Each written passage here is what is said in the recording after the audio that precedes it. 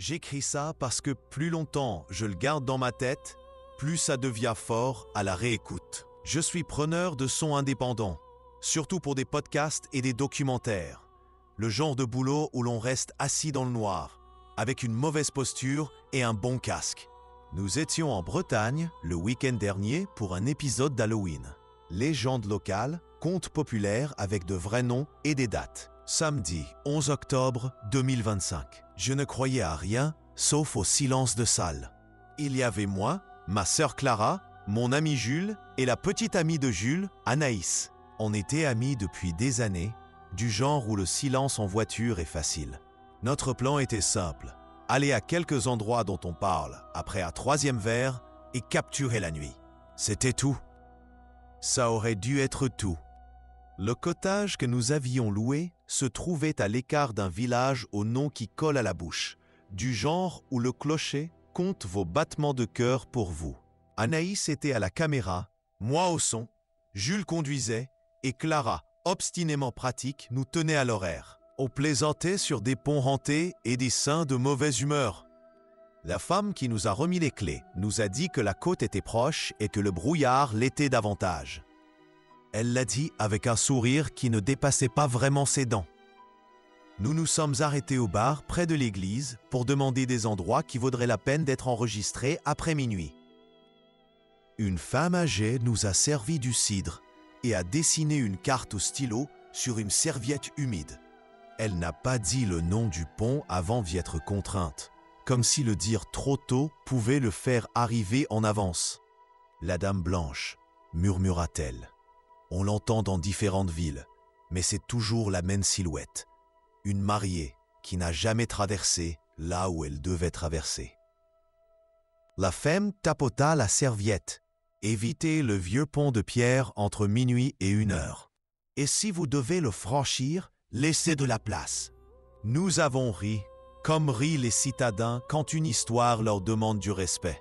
Non, dit-elle, sans rire, laissez de la place.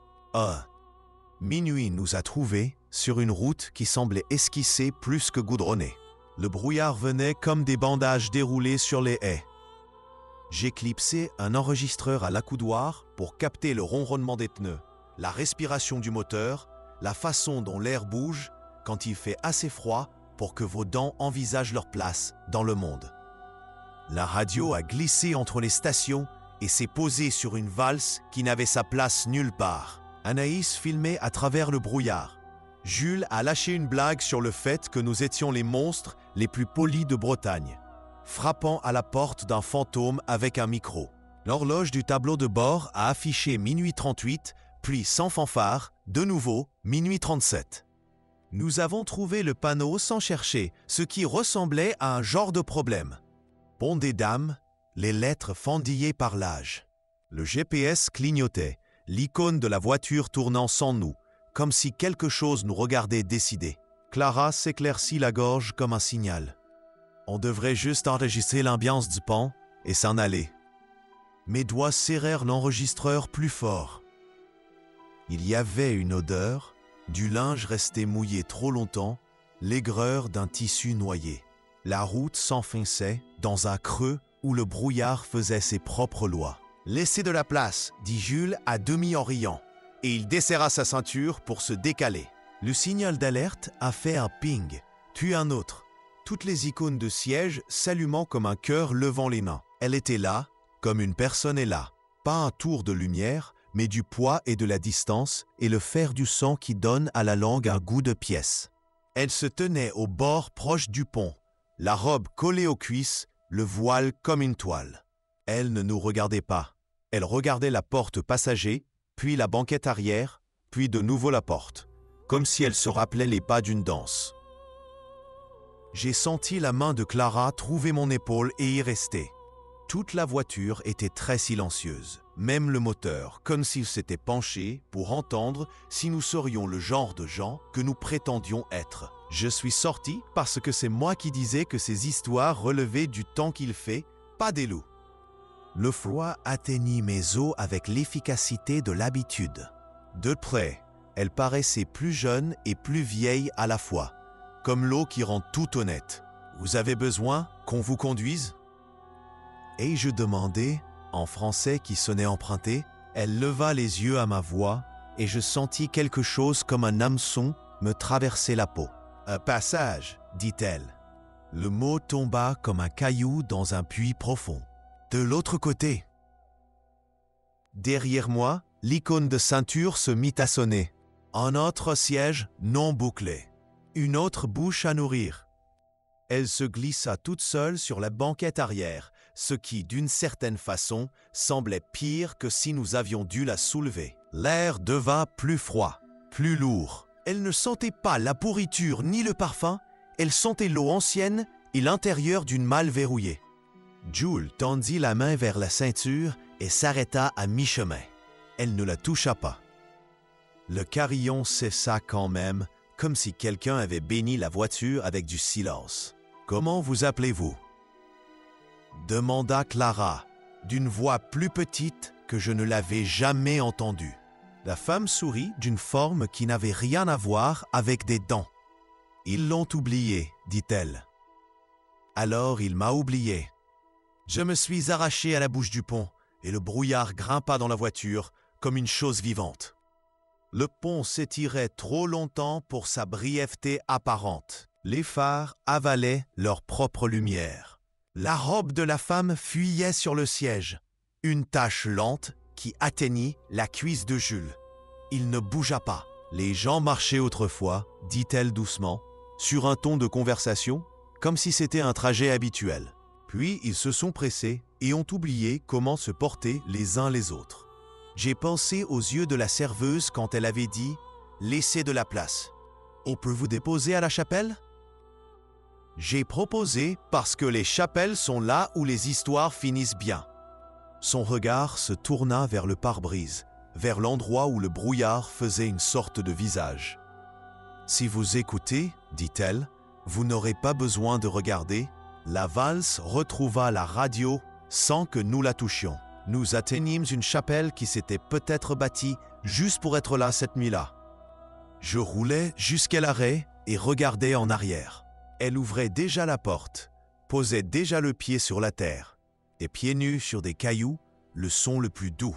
« Merci, dit-elle, et même si cela aurait dû être un soulagement, cela ressemblait à une promesse que vous aviez oublié avoir faite. » Elle se tourna vers la chapelle sans nous regarder. Et quand nous avons cligné des yeux, elle n'était plus que brume. Et quand nous avons respiré, elle n'était plus rien du tout. La tache qu'elle avait laissée sur le siège demeura, froide et précise, une carte parfaite de l'endroit où avait été une personne qui n'existait pas. De retour au cottage, nous nous sommes dit que nous allions bien. Nous avons fait du thé comme si c'était une armure. J'ai vidé les fichiers sur mon portable parce que travailler serait la preuve que ça n'avait été que la météo, après tout. À 2h11, les autres dérivant vers le sommeil, j'ai parcouru la prise où le pont devenait trop long. Souffle, pneu, une valse vacillante, le carillon. Puis, sous ma propre voix demandant si elle avait besoin qu'on la conduise, une autre voix disant mon prénom. Ni une question, ni un salut, comme pour me réveiller. C'était mon prénom comme ma mère le dit quand j'ai été stupide. Tandis que j'essayais encore de décider si je l'avais imaginé, Anaïs est allée à la porte prendre l'air. Elle a poussé un son que je ne savais pas qu'elle pouvait faire et nous avons tous couru. Le voile était épinglé à la porte comme une couronne que quelqu'un avait oublié d'assumer. La dentelle était plus lourde que ne devrait l'être à tissu, dégoulinant sur le paillasson jusqu'à donner l'illusion de respirer. Il n'y avait pas d'empreinte sur le seuil, puis deux juste au-delà, nue et parfaite, orteils tournés vers le chemin. La chapelle, si elle avait jamais été là, était à des kilomètres. « Il faut partir », dit Clara, et ce n'était plus une suggestion. Nous avons attrapé nos affaires et sommes partis sans ranger, ce qui pour Clara était la preuve de l'urgence. Le chemin nous ramena vers le village, puis vers la côte, puis, sans prévenir, vers le pont. La même gargouille sculptée dans le parapet apparaissait sans cesse dans le rétroviseur, puis dans la vitre latérale, puis devant, comme si le pont avait replié toute la campagne dans ses côtes. L'horloge du tableau de bord indiquait 53 minutes après minuit. Ça n'affichait pas 2 heures et des poussières ?» demanda Jules, d'une voix qui refusait d'entrer dans une panique qu'elle ne survivrait pas. Le GPS était une boussole sur une table que quelqu'un n'arrêtait pas de cogner du genou. J'ai vérifié le rétroviseur par habitude et j'ai senti ma gorge oublier son travail. La banquette arrière était vide dans l'espace réel, mais pas dans le miroir.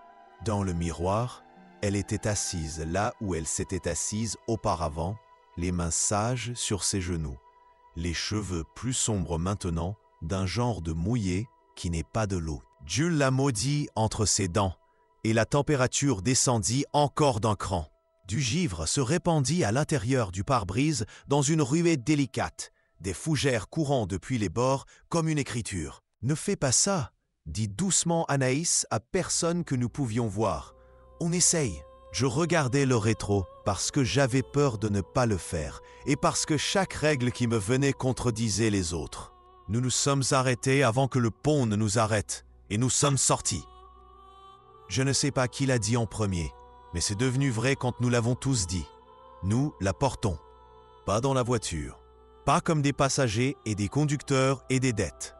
Nous avons glissé des bras sous les siens et son poids était le genre de poids que le deuil a, léger et impossible. Jusqu'au parapet d'en face, murmura-t-elle comme si elle donnait des instructions à un déménageur.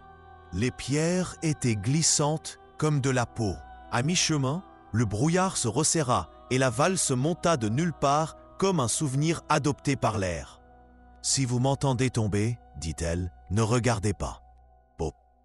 Nous y étions presque quand quelque chose a changé dans son poids.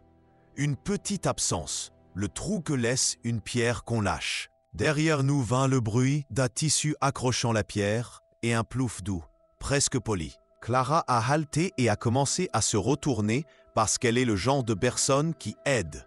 J'ai saisi son menton dans ma main et j'ai gardé ses yeux sur les miens. Ses larmes étaient plus froides qu'elle n'en avait le droit. « Ne fais pas ça !» ai-je dit, et elle s'est arrêtée et le plouf s'est dévidé en un silence plus long qu'il n'aurait dû. Le poids revint, plus présent qu'avant, comme si elle avait été ailleurs un instant, et nous avait rechoisis. Nous avons atteint le parapet d'en face, nous l'avons déposé et nous nous sommes redressés. Et l'acte de se redresser donna l'impression de laisser une version de nous-mêmes pliée sur les pierres. Elle se tint debout. La valse s'amincit. « Merci » dit-elle encore, et cette fois les mots réchauffèrent l'air d'1 degré. « Vous avez écouté et vous n'avez pas regardé. » Elle fit un pas en arrière et le brouillard l'accepta, comme si elle lui avait toujours appartenu. La route au-delà du pont devint soudain juste une route, des haies, un fossé et un panneau pour un village que nous pouvions prononcer. La voiture démarra du premier coup. L'horloge sauta à 3 et 4. À la première lumière, nous étions assis dans un café où le matin rendait tout le monde plus doux. Nafan, derrière le comptoir, écouta sans ciller et nous fit glisser une coupure plastifiée. En 1825, une carriole s'était renversée un jour de noces. La mariée avait survécu à l'eau, mais pas au froid. Sa noce avait traversé et ne s'était pas aperçue qu'elle manquait. La coupure aurait dû n'être qu'un papier sans poids, mais elle s'appuyait sur mes poignets. Parfois, elle prend ceux qui la refusent, dit la barista, ou qui se moquent d'elle. Parfois, elle met à l'épreuve ceux qui la porteront. Il y a beaucoup de ponts et une seule histoire. Nous n'avons pas prononcé le mot « béni » à voix haute, mais il flottait là comme de la vapeur. Le temps que nous rentrions à Paris, le monde avait repris la posture d'un monde qui croit au bus et au reçu. Les emails de travail s'étaient empilés en tours qui réclamaient de l'attention. J'ai un peu dormi, mal, et le cottage s'est rangé en histoire. Puis, aujourd'hui, 17 octobre, un avis est arrivé. Une amende de radar automatique pour la D20, horodatée 49 minutes après minuit. Petit caractère dans un petit encadré gris. 5 occupants détectés, 1 non attaché. La photo était granuleuse mais généreuse. Elle montrait un visage au milieu de la banquette arrière, voilé légèrement, tourné vers la caméra, avec une expression qui ressemblait étrangement à de la patience. Je suis retourné dans les fichiers et j'ai fait ce que je fais quand je ne sais pas quoi faire d'autre. J'ai réécouté. Il y avait une texture dans le bruit que j'avais manqué. On manque facilement une voix quand elle marche à reculons. J'ai inversé le segment où la valse reprenait le dessus et je l'ai étirée. J'ai retiré le souffle et sous tout ça, elle était là.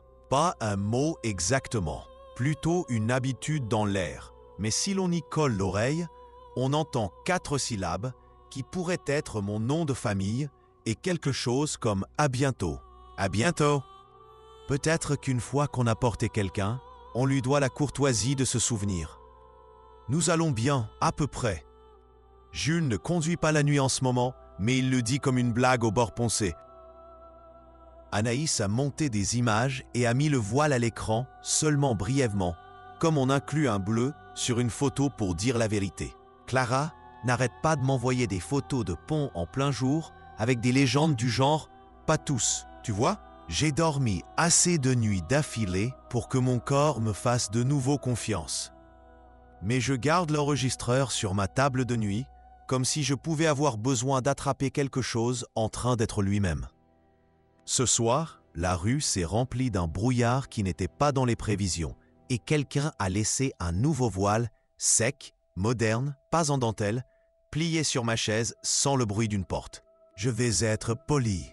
Je vais le porter prudemment jusqu'au placard et laisser de la place.